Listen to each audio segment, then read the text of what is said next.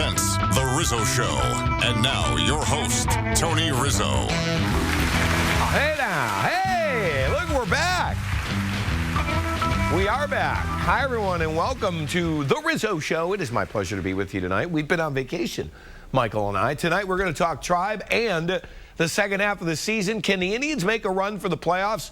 We have some crazy food stories regarding athletes. And speaking of food, Riz on the Road shakes it up a little bit as we head to North Royalton for an institutional shake shop. Now, joining me tonight is internet sensation Mike Polk. Where did you go on your vacation, I just wanted to make it really clear that we were not on vacation together. Oh, yeah, we were. Don't lie, folks. Mike doesn't want to get that out there. It sounded like we were in the Poconos together. Yeah. Like that. Well, I didn't get married. I mean, there you go, Michael. Oh, congratulations. Well, yeah, they made it legal a couple of weeks ago, so yeah, I went ahead and got married. You and I. That's awesome. Oh no, actually, it wasn't you and I. Are you guys happy still? Or yeah, well, cross your fingers. Nice. That's right. I will be until Brown season starts. Oh, I'm only kidding. Yeah, folks, how about your Tribe? The Indians began the second half of their season, and I think I can pinpoint why everybody has played so poorly in the first half. I went to spring training. I drank the Kool-Aid. I thought the Indians were a playoff team. That is why the Indians are not. You know, I didn't believe in it, Mike, and I went crazy on my radio show when people said, "Oh boy, thanks a lot. The Indians on the cover. Now we're cursed." I'm like, folks, that's so old. No, 42 and 46 in the first half. I got to blame something. I can't blame all the players. I'll blame Sports Illustrated. I wish they could cut to the picture of Peyton Hillis on the cover of Madden right now, too. Wouldn't that be perfect just to go right to that? You did remember that, though, didn't you? Well, instead of talking about all the negatives, how about we look at some positives first? It hasn't been all terrible. No, it is not. There are some good things out there. Starting pitching's been good. How about last year's Cy Young winner, Corey Kluber? And I know he's 4-10, but if you look at his ERA, folks, come on, man, 3.38 in the American League, that's phenomenal. He's gone 133 innings, 154 Ks, only given up 10 home runs. Guy doesn't get any run support. Believe me, he's going to have a much better second half. In fact, I wouldn't be surprised to see those numbers reversed. I think he's going 10-4 in the second half. You're right. And they were even talking to some of the All-Stars during the break about Kluber not being there. And it's really insane. It's not his fault that he's not getting this run support. His numbers are comparable to last year. And it's a damn shame to see it. Well, the Indians' record when they score 4 or more runs is like 30-something and 11. Yeah. I mean, they just don't score enough runs right now. All right. Another guy, though, who has finally come around, cross your fingers, Jason Kipnis. Last year, he was dealing with a lot of injuries and weight gain and other rumors out there. But, boy, he has really shown his numbers. He was the Indians' only All-Star. Mike, he looks to be back on track, and that's a great thing. Is he able to maintain this, though? I mean, his numbers are silly right now, and I hope that it keeps happening. But can he keep this up for the whole second half of the season? I think he can, and I think he needs to get this done. You know, he signed a pretty big contract, and a lot of times when you do that, a lot of pressure comes with that. I know people don't think that way. I know pressure is you've got $400 and the rent's $500. It's due tomorrow. I get that. Right. But when a guy makes a lot of money for the first time in his life or gets that huge contract, they feel like they've got to play up to it, and they put extra pressure on themselves. It is kind of silly, though, because you're set for life financially. Right. It's all incredibly mental, obviously, and that's huge. And I don't think that the Indians can keep batting this poorly in the second half. I mean, we've got some reliable, over their career, reliable hitters on this team that just aren't hitting right now. Next to Jason Kipnis, the guy who had a decent first half. I think Brandon Moss has done a nice job, right? 14 home runs. I think he'll get 30 plus. Here's a guy the Indians signed in the offseason. He's played in 83 games. Drove in 46. Those are really, though, Michael, the only bright spots in the lineup. Well, yeah, I don't think his batting average is, I don't know where his batting average is at, but it's not great. But he's really the only power we have right now. I mean, nobody is hitting for power on this team other than he and Kipnis for the most part. And Brantley's playing with a bad back, which can't be helped. Well, there are contracts that hurt the Indians, specifically Nick Swisher and Michael Bourne. 2 veteran guys. Folks, the Indians were counting on. They gave him a ton of money, $26 million between the two of them, something like that. Those 2 players players have not produced. I know Nick's coming off major surgery in the offseason. I know he's been a big disappointment. And Michael Bourne, a leadoff hitter, boy, did he come over from the National League at the right time. They knew exactly when. I think it's a matter of his legs not being under him. Rick Manning told me this, though, a few months back when we had him on our radio show. We were asking him, Rick, what needs to happen? How are the Indians going to turn this around? They're better than what they're showing. He goes, Tony, it's got to happen with the players. And he's right. You can blame the manager. I get the occasional, who's the batting coach on this team? Right. Look, folks, it has nothing to do with it. The players are the guys that got to come out of this. The most disappointing thing about that Bourne and Swisher deal is, remember when it happened, we're all like, the Indians spent money. Yes. The Indians spent money. Yes. I can't believe this happened. And this queers those kind of deals for the future. This is going to make them, the Dolanses, think twice before shelling out again for big name players. Well, I also believe Carlos Santana. You know, who's the biggest disappointment this year? For me, folks, Carlos Santana. I'm tired of hearing about how much he walks. He plays first base, and no offense, you know, a lot of guys could do that in the major leagues. He's not hitting. The guy is a hitter. He's supposed to be a professional hitter. He's hovering around 220 all season long. He's a young player. I don't know what's wrong with him, but he needs to snap out of it. That's a guy that the Indians really need to get going, Carlos Santana. Yeah. All right, so should the Tribe make a trade? I'll be honest with you. I don't know whether we're buyers or sellers right now. I don't either. I was trying to figure this out myself. I mean, the Indians will have to figure this out in the next couple of weeks. I know GM Chris Antonetti will talk trade. They could move David Murphy or Ryan Rayborn. Do you feel like they need another reliever? I think what you said makes all the sense in the world. They need power. They need a bat. They need a guy that can hit home runs. And you're right. They're right on the fence. They've got the starting pitching. It's there, you know. And the hitters are better than they're better than they're hitting right now. So I really do think they're missing. I think they're missing one piece to be competitive for that wild card spot. Well, I know this. They're 5.5. They started the second half 5.5 out of the wild card, but 11 out of the division. I mean, even the Tigers are in third place right now. The Royals look really good. I think if the Indians are smart, they will try and play for the wild card, but I don't know. We'll have to wait and see. If they start the second half of the season really slow, I could see them maybe being sellers at the trade deadline. Who's the first person they unload, in your opinion, if they do this? Well, it would have to be a commodity. I think David Murphy is a guy that other teams have inquired about lately, but I don't think you can get anything at this point for Nick Swisher or Michael Bourne. Their contracts are way too huge, and they're at the tail end of their career. So the Indians would have to give up some good young talent. I don't know if they're ready to do that. Yeah. All right, Tribe back in town July 23rd when they take on the White Sox, and then the Royals come to town. All right, are you ready? Michael, did you renew your season tickets? I'd rather not talk about it. Yes, I did. You did? Uh-huh. Browns fans, training camp is only a couple weeks away. I paid for 2 preseason games. That's got to change. We'll talk quarterbacks and what to look for as the Browns are getting ready to take the field.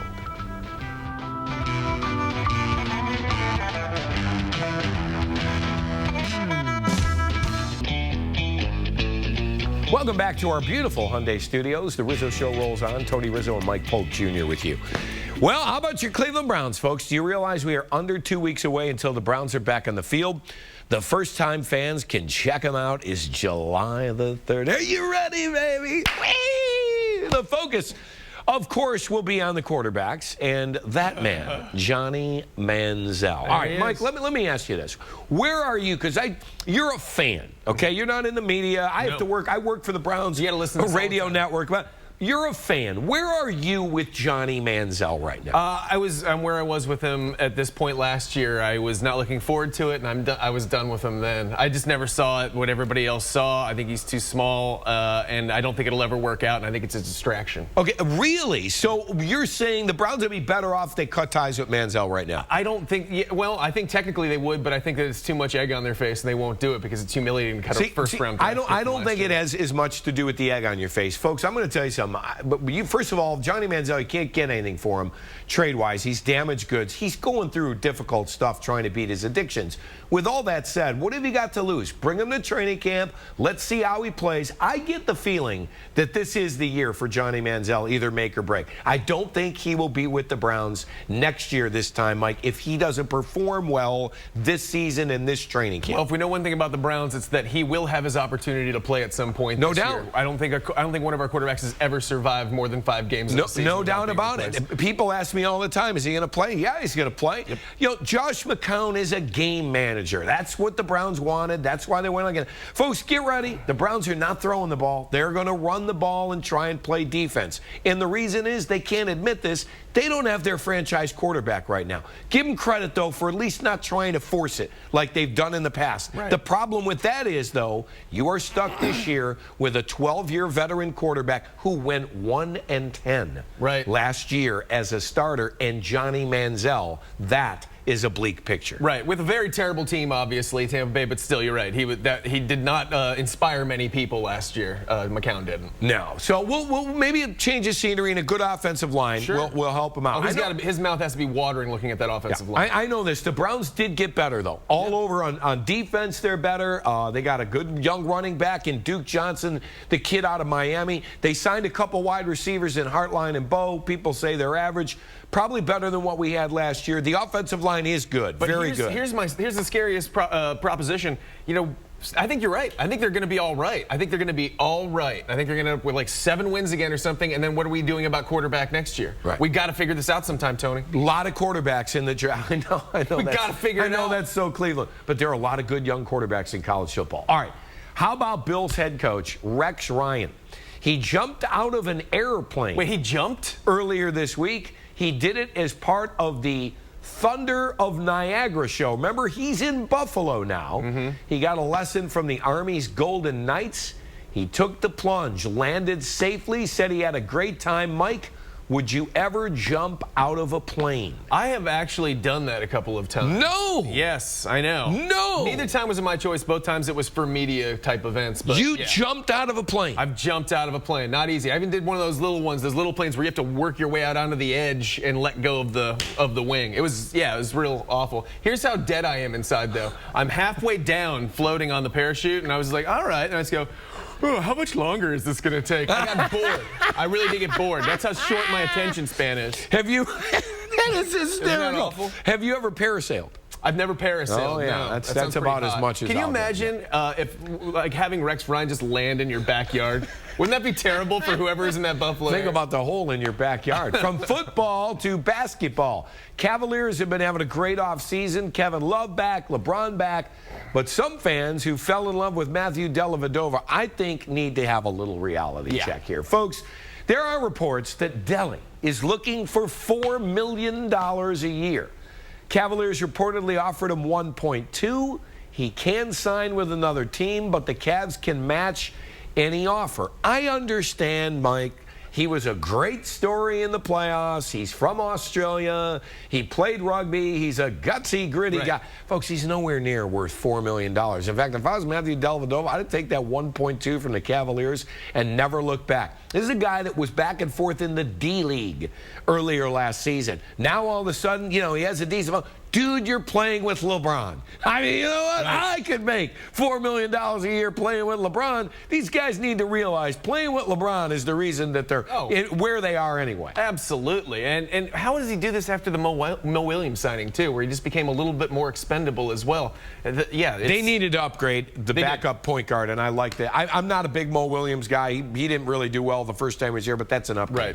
All right, other basketball note. Mavs owner Mark Cuban thinks that the NBA playoffs should expand to 10 teams. Mike, that means they will last 3 months instead of 2. Do you understand? All right, 10 teams. Do you know how long the NBA season starts in another week? The Las Vegas games are happening right now. Yes, the Summer League. Yeah, I mean, it's insane. It's already interminable. We're going to add another week of basketball. No thanks. By the way, Cavs are the favorites to win next year's title, according to the odds in Las Vegas. Coming up, you won't believe what Marshawn Lynch stuffed in his socks. That's a great tease. Stay with us.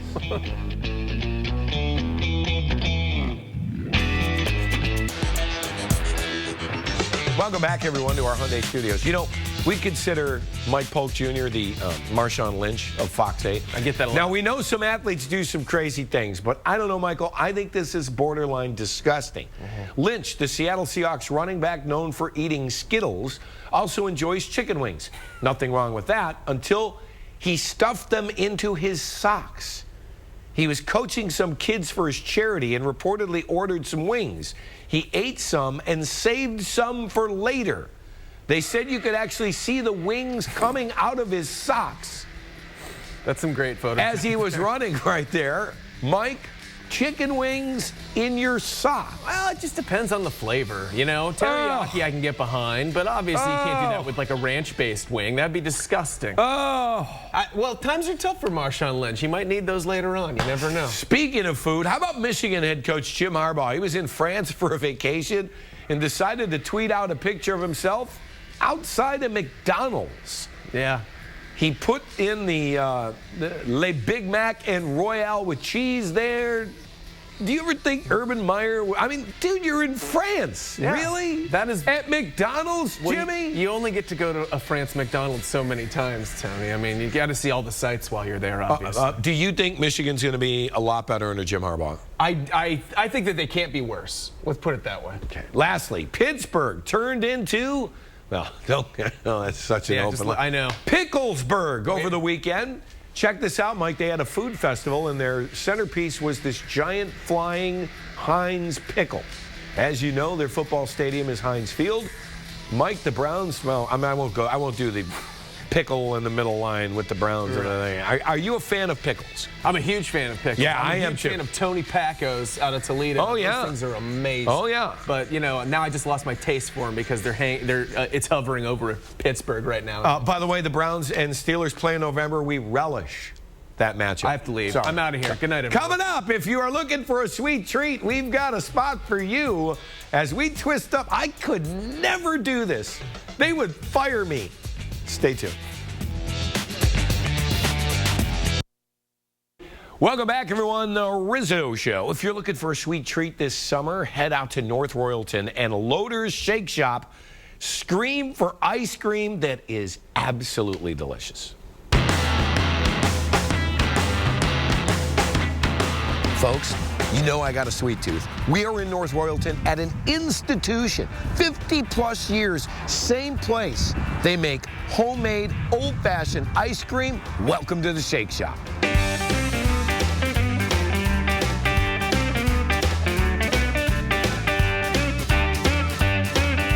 Folks, here we are inside, which is dangerous. Me next to an ice cream machine. Ed is the owner here. Ed, how long have you been here? We've been here grand total about 63 years. It's okay. You've been here, though, for how long? About 43. Okay, and who had it before that? My father-in-law. He started it. It was basically a soft serve business. Did you start going out with your wife just because her father owned an ice cream? That was started. No, that wasn't. No, not at all.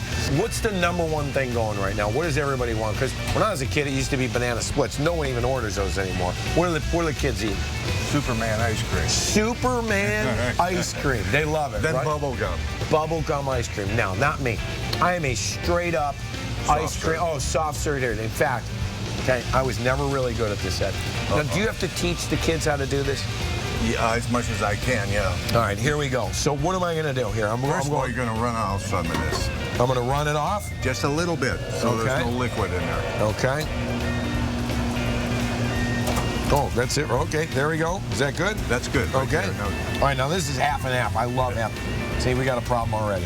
There we go. All right, here we go. So I'm going to fill up the cone. Go slow, yeah. You fill the cone I'm going to go slow. Yeah. No, I'm not going then slow. Then twist it. You're doing pretty good. Twist it. Oh, look at that. Look at that. Now shut it off. Shut it off. Pull it down. Look at this. Oh. All right. Actually, now you wouldn't serve that. You start Monday?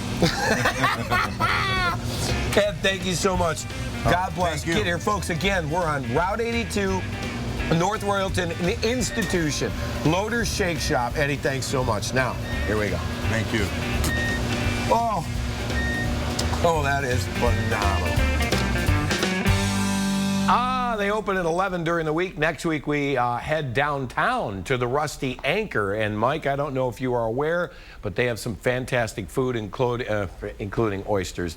Folks, they wanted me to show you this. Here's the way you got to eat them. You don't use a fork, folks. You're going to slurp this sucker.